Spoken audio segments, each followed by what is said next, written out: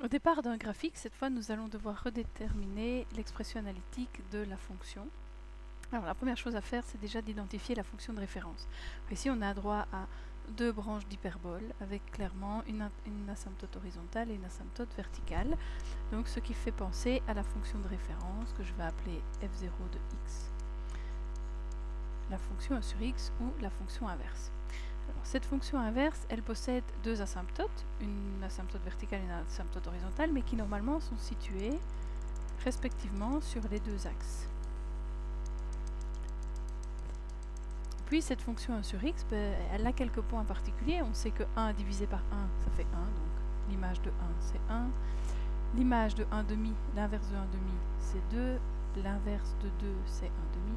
Et donc voilà, la fonction de référence, elle aurait plutôt cette allure-là, en tout cas dans le cadran supérieur 3.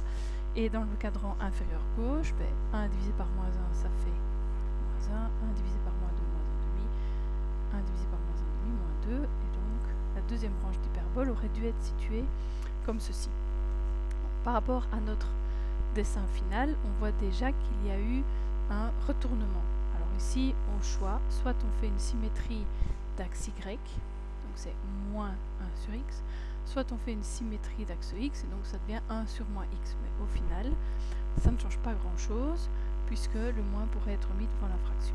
Donc, symétrie d'axe x ou symétrie d'axe y, ça c'est la première manipulation. On va voter pour la symétrie d'axe x par exemple. Et puis, on voit que les deux asymptotes ont été décalées. La verticale, elle a été décalée de 3 unités vers la droite.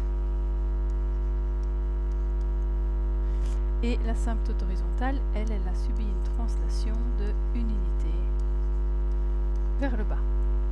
Si on met tout ça dans notre fonction de référence, ça nous donne finalement une fonction f de x qui est égale. Donc translation de 3 unités vers la droite, ça revient à faire moins 3 sur x, donc on va avoir du sur x moins 3. La translation de 1 vers le bas, ça revient à faire moins 1 aux images, donc le moins 1 va venir ici, derrière la barre de fraction. Et pour le retournement,